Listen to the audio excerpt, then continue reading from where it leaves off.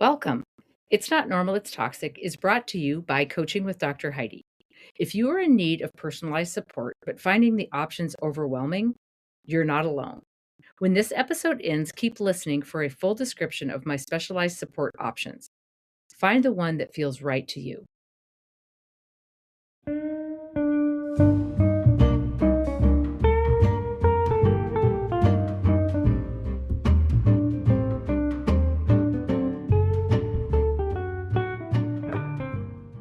Well, I'm back, and I hope you guys are enjoying the bonus episodes that I've been adding to the It's Not Normal, It's Toxic library.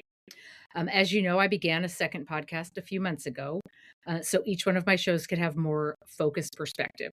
This podcast, It's Not Normal, It's Toxic, is an educational resource for you to better understand the toxic relationship in your life through the experiences I had while I was in mine. Fak'n Tired, my other podcast, is also inspired by events in my life. Managing the ups and downs, managing emotions, as well as managing other relationships in my life did not go as well or as good or at all as I thought it would. There was a lot of shrapnel, a lot of residual effects that I had adopted from the toxic relationship, and I had been completely unaware of them. I have sadly found that avoiding and ignoring the need for healing was only feeding it. It became very overwhelming for me, and I wanted to disappear. So, as I write the episodes for Fak'n Tired, I often wonder if it would have been different if I would have known all of this before. The bonus episodes that you hear here on It's Not Normal, It's Toxic are the Fak'n Tired episodes that I believe could possibly make your journey go a little smoother than mine did. With that, here is your latest bonus episode. Okay, so we're going to begin to dive into with this episode what this podcast was created for and what this show is really about and who this show is for. Um, Part of the reason I'm doing this, and I'll talk about it as we go through this episode, but I had an experience a few years ago that I had a very hard time getting through. I could not find the help that I needed. I couldn't find the answers for it. I almost quit doing this work. I feel like the thought of disappearing from my life and moving to some cabin in the mountains where nobody knew where I was the only option. And so I went through the neurosomatic intelligence training certification in which I began to understand myself a lot better and understand why I behave in certain circumstances and think certain things and react certain ways and feel things um, that other people around me didn't understand. And that's what Fak'n Tired is for. It's for the people who have lived through a trauma situation or in an unhealthy relationship or been in an environment that was unsafe and then moved on and now are finding that your healthy relationships are difficult. Being out in social circles is difficult. You worry about what people think about you. You have to be perfect all the time. You feel like you're better on a schedule, those type of things. And what happened to me is I all of a sudden started feeling like nobody understood what I was going through. Well, guess when else I felt like that? When I was in the middle of my toxic marriage and I'd tell people and they didn't understand or wondered why I just left or wonder why I wouldn't leave. I'm sorry. Why wasn't I strong enough to stand up for myself? I asked myself all the same questions because I didn't know the answers. But when I was able to take that certification and learn what happened within my body and within my nervous system in the years I was in that relationship, it literally freed me. Now, I've also come to the understanding that I will deal with this for the rest of my life. Not as bad, but we are what we've been through. And I also found that accepting myself for who I am now has brought a lot of peace to my life. So that's where the next few episodes are going to be. And then we're going to bring our hilarious co host back to start talking about some of these things. But this is going to be a solo session of Fak'n Tired. And again, I'm your host, Dr. Heidi. Yes, I'm also the host of It's Not Normal, It's Toxic. We just hit 250 episodes on that and over 2 million downloads. So if you are in a relationship and you're questioning whether it's healthy for you or not, It's Not Normal, It's Toxic is where I do the education on the toxic personality. Fak'n Tired is where we do the education on ourselves and learn more about who we are supposed to be. So, for those who don't know that much about me, I'm going to give you a short synopsis of my background. I say short synopsis, and anybody who's been in a relationship like I knows it's not a short synopsis. It's a story that once you get going could take 6 or 7 hours, right? I'm not going to do that to you, but I'll shorten it up just so you know the reason behind my why. I was raised on a dairy farm in a small Christian community near Bozeman, Montana. Now, a few years ago, nobody knew where Bozeman, Montana was, but since Yellowstone came out, everybody knows where Bozeman, Montana was. I attended a Christian school there. I was in church twice a Sunday. My grandfather was a preacher, and my father was part-time chaplain in the jail. I lived a very Groundhog's Day type of life in that community, but it was all I knew, and it was good. My childhood was happy. I saw the same people every day for the first 18 years of my life. Everybody in the community knew everybody, everybody had others' best interest in mind, and all in the community were very close. And I was indeed protected from what I would call the real world. When I left to, quote, follow my dreams at 18, I assumed that the people in the world outside of my community would resemble the same type of people that I had grown up with inside that community. But boy, was I wrong. It was in grad school that I met a man who you will hear me refer to in the podcast as my former. I did not want to go on a date with this man. He wanted it differently. After 3 or 4 times of me turning him down, I started feeling guilty and that I was possibly being mean. So I agreed to a date. The same feeling came with the push for the second date. But again, I went. There was a feeling I had associated with him that something was not right. But because he was doing very nice, impressive dating type things, I weighed it back and forth and I could not bring myself to listen to that feeling. I didn't want to cause conflict. I didn't want to hurt his feelings. I didn't want to be the bad guy. So, very long story short, I was guilted into marriage, having a family, and running a business with him. That feeling never went away. Now, there would be good days and there would be bad days. There was a lot of chaos, lying, unpredictability, criticisms almost daily, manipulation, and a lot of control. With each passing year, it became worse until my fears of disappointing him, or my fears of letting him down, my fear of making him mad, my fear of having conflict with him kept me paralyzed from standing up for myself or saying anything. I never went up against him. I didn't make any changes. I tried to keep things running as smoothly as I could day after day after day. Again, somewhat of a groundhog's type of life. With my children yet young, I anticipated the fight that I would have if I tried to leave, and I just could not gain the courage to do so. As things continued to get worse and fights got more intense, and the control started to extend further and further into different parts of my life, my power, my identity, the ability to function with confidence grew less and less. After 14 years, I could not do it one more day of my life, and the only option that I saw was to run. That is another very, very long story.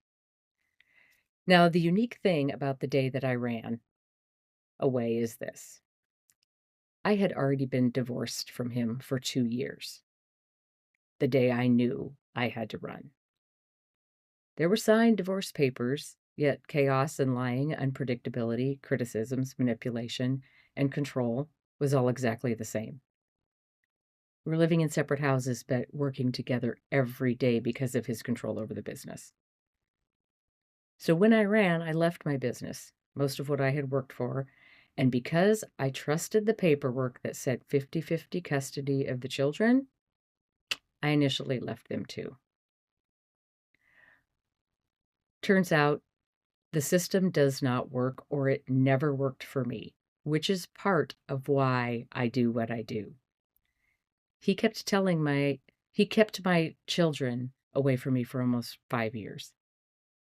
Also, a story for a different time.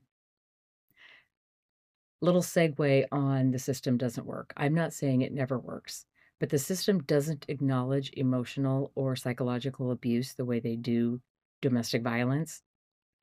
If you say that they yelled at you and they criticize you and they control you, the system looks at you like, well, why don't you leave?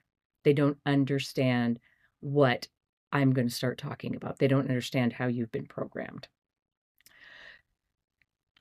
So after I left, I was a great distance from everything that I had knew and the life I had built. I could be whoever I wanted. I could do whatever I wanted. I could find my happiness and my peace. And it turns out I had no idea how to do any of that because I had given it all up to my former just to keep him happy. I hadn't thought about what I wanted to do, who I wanted to be, what made me happy. Every moment for the 14 years prior was focused on him. He was my only attention receiving thing in my life for years. And that was me trying to anticipate what was coming next. So my attention was always on him. I tried to stay one step ahead to deflate any emergency situation that would have a chance of exploding. And now I had no idea how to do things for me. I had no idea how to put myself first, how to make a decision, especially the ones that were best for me, or even know what made me happy. But nonetheless, I started over. I started over with work. I started over with friends. I was in a new location with the majority of my efforts, of course, focused on climbing out of the financial hole I was forced into by leaving. Now, I say I started over, but in retrospect, it was more of a floating over. I was just taking what came along and was trying to make something out of it rather than knowing what I wanted and making something happen for me. However, it was in this chapter that I met and married the man that you will hear me refer to in my podcast as my hot husband. Now, we've been together for 18 years now. And although, as any couple have some tougher times, I give him credit for saving me. He won't take the credit, but I give it regardless. Through the years to come, I kept myself very, very busy, aka very, very distracted. But I felt okay about it because that's what I had grown used to. If I stayed busy and I was productive and I gave every ounce of energy I had, I must be doing something right. I didn't know any different, and I certainly didn't know that I was still living as if I was in danger when my life was not dangerous at all. So for years, I walked through the world believing that I was just naturally anxious. I just called it high energy. I thought helping others and putting them before me was normal. I just assumed it was my caregiving personality, so I was happy to do it. You give up yourself if you're a caregiver. I made sure that I did everything to my very best ability and I focused on details, believing that that was my standard. Not at all. Turns out I was trained that everything under the level of perfect was considered failing and left an opening for criticism or unacceptance. So I held tight to the be perfect in all things mantra very tightly. After all, being perfect should prevent disappointment in others, right? And the last thing I wanted to do was disappoint people that were in my new life. I was alert, fact oriented. I remembered everything. I was great at anticipating the things to come and heading them off at the pass. Turns out I'm just actually hyper vigilant to my surroundings in an attempt to remain safe in a chaotic, unpredictable environment. Hyper alert just in case something happens. I was a multitasker from hell. I never needed to eat or sleep all that much. In reality, I was attempting to finish the to-do list, this big long list of tasks that I was responsible for, and sleeping and eating took the time away from it completely, which would result in failure or flaw. I didn't realize it for years, but in truth, I had integrated hundreds of different behaviors into my identity in order to survive in my former marriage. And now I was just calling it my personality. So if you ever felt like you were carrying this heavy, invisible weight, if you're exhausted by trying to monitor your reactions and the things you say, but you don't know how to turn them off, today and this podcast is for you. We aren't looking at the toxic person today. I do that in my other podcast. Here today, I'm going to encourage you to look in the mirror. If you have been in a relationship that resembles my former, you may have very well related to the things that I just mentioned. If you're a graduate of a toxic relationship and you could relate to the above, chances are you're still using some of the survival tactics that your body learned to guarantee your safety. Now, I want to be very clear about this. I'll cover more of it in the following episodes. Many of these behaviors have become the default reactions. Now, in today's world, we almost all know what default means, right? We all understand the concept of default. Meaning, these behaviors are what your body uses. It's what it knows. What your body knows works is what it's going to use. And it used these behaviors to an extent that they became the behaviors, the reactions, the responses that you always used in a toxic, unhealthy, unsafe environment. It adopted them as default because better safe than sorry is what your nervous system decided. These behaviors and tactics and ways to get around being in trouble or disappointing them, they were necessary and they made sense when you were in an unsafe place.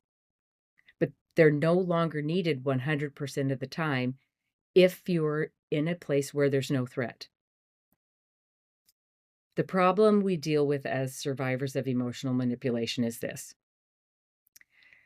Someone who has not experienced a long-standing environment that causes your nervous system to adapt will see their world as safe until their brain processes it and goes, "Oh, this isn't safe."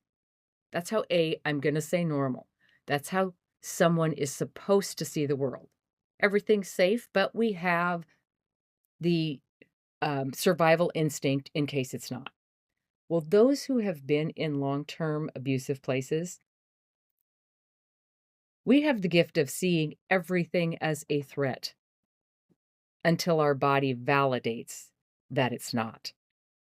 So we come at every situation, every encounter, every conversation from a completely different perspective than someone who has not been through trauma or a toxic situation or an abusive situation. Your nervous system changed in order for you to stay safe and alive. And that's good. That's a good thing. But those behaviors and reactions now can be inappropriate. They can be over-exaggerated. They can make no sense in a safe, loving environment, especially to those who don't understand it. And once again, you find yourself being misunderstood and misplaced, which is exactly what you felt when you were in it. Because they've become reflexes or defaults, here's a more unsettling news. You can't necessarily control them. Oh, we can say, next time that happens, I'm not going to react that way. And guess what? It happens. And guess what? You do. Default survival tactics are so reflexive. You know, when the doctor hits your knee with a hammer, you can say, I'm not going to let my leg jerk. Your leg is going to jump every time the doctor hits your knee with a reflex hammer. And these default survival tactics are so reflexive that your brain doesn't have the time to decide if you are or if you're not going to react in this or that way. You see, it takes energy for the brain to interpret if something is safe or not. So in a place where there's a lot of repetition of unsafe behaviors, it began looking for repeating patterns. It just made a few notes so that when it saw it again, it could skip over the part of having to process whether it's safe or not. That way it could save the energy for the next chaotic thing that was coming down the pipes. It kept you safe before by responding immediately without a thought. Unless we can interject thought and processing back into your nervous system, these default pathways are going to continue because the more they're used, the slicker and smoother they get. And everything is going to choose the slicker and smoother route if the opposite route is bumpy and treacherous. Now, I had to learn extensively about this 13 years after I got out of my former marriage.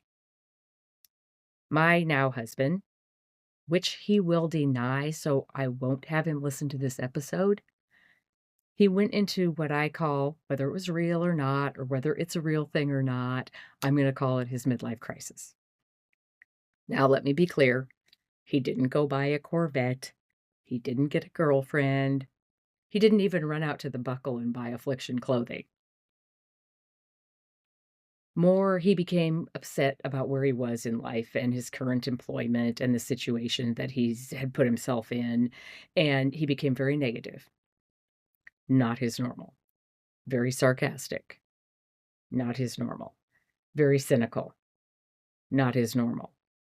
And that was opposite of what I had grown used to for the 13 years prior. The changes in him, even though they had nothing to do with me, reignited many of those survival tactics that I hadn't seen in a very long time. Now, remember, I just said above, your body started making notes. So when it saw something similar, it already knew how to respond. So when the negative and the sarcasm and the cynical came in, my default kicked back in. I hadn't seen it for years, and all of a sudden, there it was. Now, many of you would say trigger. I say activated. My nervous system sensed the irritability and the unhappiness, and I read it as, he's mad at me. He's criticizing me by saying that. I need to fix this for him. I'm not good enough. He's going to leave me. I better try harder. That's how my body read it, even though there was nothing about what was going on that had anything to do with me. The immediate responses were that of someone in a dangerously emotionally damaged place, and I indeed was not. You could not have guessed that I was in a safe place if you saw how my behaviors and reactions changed dramatically to what he was used to, which made him look at me like, how come you've changed? Which made me feel like, again, there's something wrong with me. He would tell me it wasn't me. I knew it wasn't me, but my body did not see it that way at all. I was in full post-trauma behavior. After years of not seeing it, all it took was my body to recognize or sense something similar, and it went right back into it. It was absolutely devastating for me and almost for our relationship. I was very, very misunderstood. I was very lost. I was very desperate to find answers at that point. So I don't want anybody else to feel as hopeless as I did 5 years ago when this happened. That's what Fak'n Tired is for. I want to go through a list of behaviors, reactions, and responses that you may see in yourself if you've been in a long-standing toxic environment. I'm going to ask you some very specific questions. My goal isn't to judge you. My goal is definitely not for you to judge yourself. It's to make you aware that some of the things you may see in yourself and possibly dislike about yourself, or have attempted to change, you might actually be the very things that one time kept you alive. So listen to these questions. Just listen to them. Don't overthink them. Just notice if your chest tightens, or if your gut gets a pain in it, or if your body has any type of reaction. You might sweat, your breathing might get shallow, because you may relate to some of these. Do you find yourself constantly scanning the room, reading people's moods, even if they're a room full of people you love? Do you continually track the little micro shifts in someone's tone of voice, in the speed that they're driving, how fast they're typing on their phone, how heavy they set their glass down? Do you find yourself apologizing for things you didn't do just to ensure that the place stays peaceful? Do you feel a deep sense of impending doom, or the other shoe's going to drop the moment you sit down to rest? Do you feel like you have to earn your right to take a nap or watch a show by cleaning the house entirely or checking off that massive to-do list? Have you found that you can't actually enjoy a good day because you're waiting for the other shoe to drop, or you have this guilt of knowing there's things that need to be done? When someone asks you, "What do you want for dinner?" or "What do you want to do this weekend?" is your immediate reflexive answer, "I don't care," or "Whatever you want"? Have you done that for so long that you actually don't know what you want anymore? So it makes you feel anxious when somebody asks you. Little segue. My least favorite question every year is, "What do you want for your birthday?" I think after 18 years, I still get ugh when somebody asks me that. Do you feel like a burden the moment you have a physical need, like being sick or needing money for new underwear or a haircut? After a normal, fun social gathering, do you go home and spend hours replaying everything you said and everything others have said and what they really meant by what they said to you? Are you looking for evidence that you offended someone, or convinced that everyone secretly talks about you or thinks you're too much or thinks there's something wrong with you? Do you find yourself always being the polite person, the high energy person, the do more, do over, overdo until you get in your car, and when you get in your car and sit down, you feel like you ran a marathon? Does making a simple choice like picking a paint color or choosing a restaurant feel like it's very high stakes and you don't know what other people are going to want, so you don't dare say what you want? Are you constantly looking for external approval or permission before you make a move? Do you interview everybody before you make a decision? Do you take things people say very personal, even when they don't mean them that way, and then overreact in a way that ends in humiliation?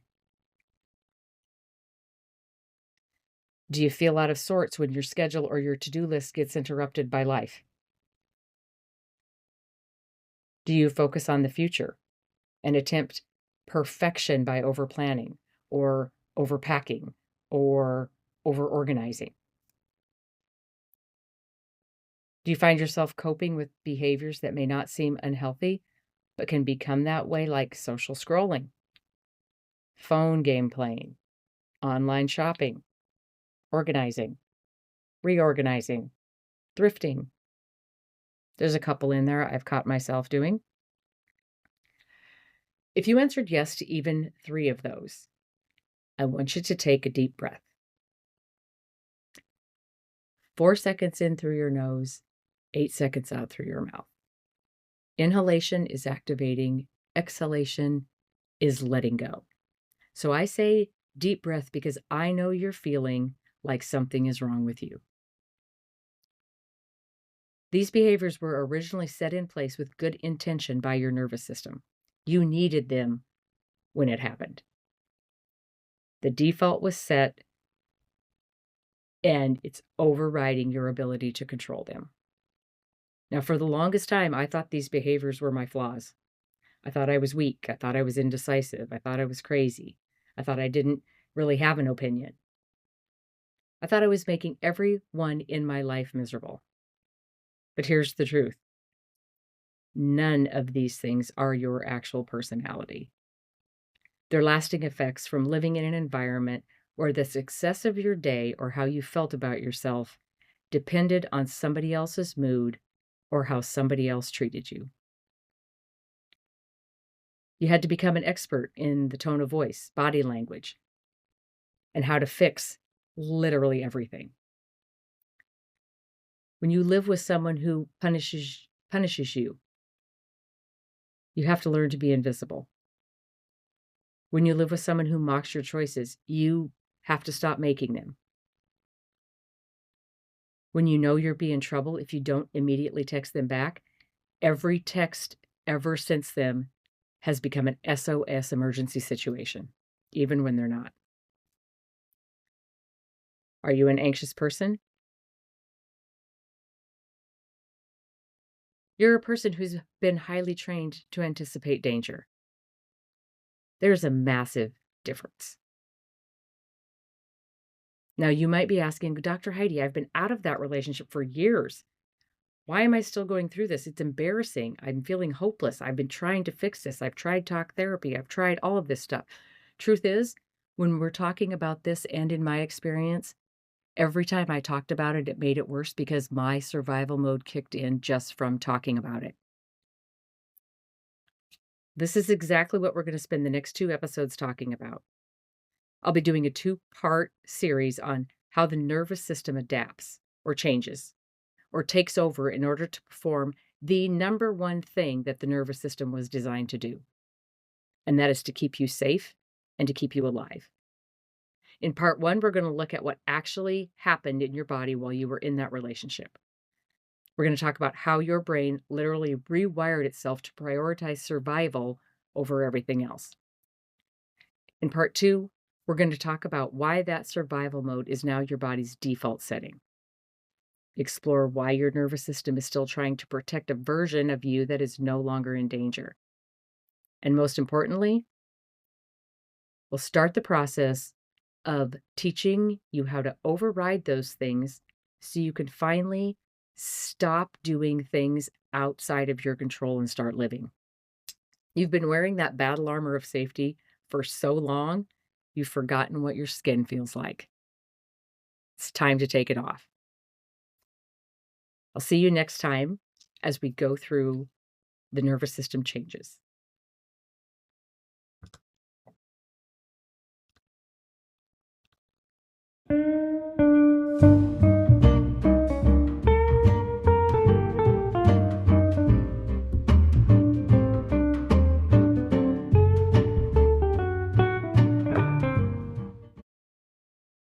No one should have to go through any of this alone.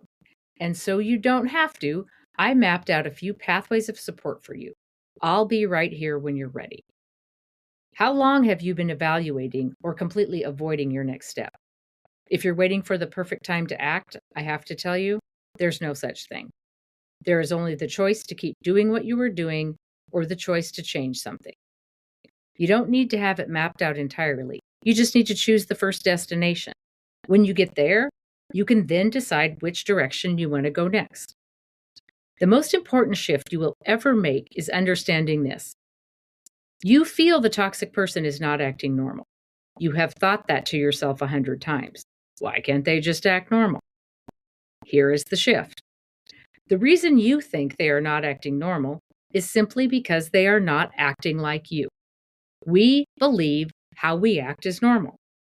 However, they are acting totally normal for the personality that they have. Let's be very, very clear. Just because a behavior is normal for them does not mean it has a right to be normal in your life. We spend so much time trying to decode them, trying to understand why they do what they do. And with all of our attention on them, we accidentally hand them the keys to our happiness. Now your keys are in somebody else's pocket. Understanding their perspective is a tool that stops the confusion, but it's not the end goal. The end goal is you reclaiming the right to choose who is healthy for you and who is harmful. Once you understand their normal, much of the confusion clears. And once that happened, power is transferred to you. The only thing left is your choice. It's time to stop asking, why are they like this? And start asking, do I want this in my future? Your first step towards clarity is to take the toxicity profile analysis, or TPA. This is a tool I created years ago, and it has been used by thousands of people to strip away the what they do, is it normal, and start leading to why they do it. It is an eye-opener because their behaviors that once felt toxic to you over time may very well have become normal accepted behavior in your life. Once that analysis is completed and you have your results, you'll unlock a one-time opportunity to book a show me session where you and I go over the toxic traits that have been affecting you the most, and together we can decide your next step. There are a lot of options out there, I know, because I feel like I tried them all. But maybe for you, the next step will be one of the support and guidance options that I offer. Perhaps you're seeking validation on what you're feeling. You just want someone to tell you that what you feel is true or valid and that you're not crazy. For you, the validation session is perfect. It's a 3-hour session with immediate shift in perspective.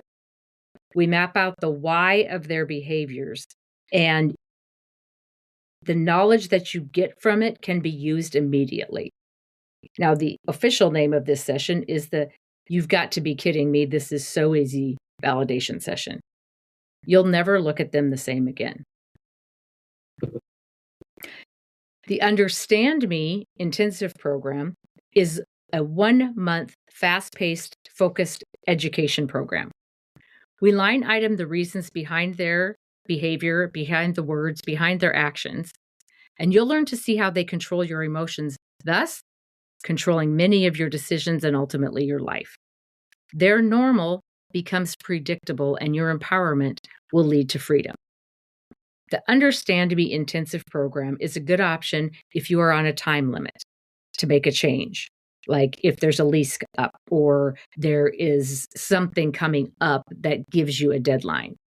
It's also a good option if you need an exit plan or if the control and the abuse is escalating. And then maybe you're ready for lasting, lifelong changes and focused healing. Freedom Me is my exclusive 5-month life-changing program. It includes all that is in the Understand Me intensive program, but we also step up to the challenge of finding and rebuilding you. We move from mastering boundaries to reclaiming your identity, ensuring that you never find yourself in this position again. We find the tools that your nervous system likes, and we begin addressing your own post-trauma behaviors. Yes, we will learn a lot about the toxic personality, but this program gives you the confidence and the clarity to move forward without fear. Now, this is an all-inclusive, the best choice if you're wanting to go through this change and move your attention back to you, your own life, and your well-being. It's also the support service of choice for those who are fake and tired of repeating patterns.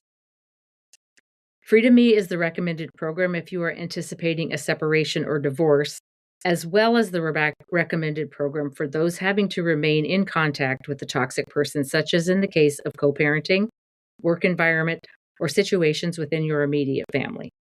If you have to have contact with them, you must learn a new form of communication. There are a limited number of spots in each month for Freedom Me participants. Exclusive clients are accepted into the program through an application process. Choose the level of support that fits your capacity today. I know you feel like there's no options, but to keep doing what you're doing. I thought so too until I took that first step. We will find your options. They're there, I promise. You don't have to do it alone. We're in it together. All the information and sign-up options can be found on my website, coachingwithdrheidi.com. I will be here for you whenever you're ready.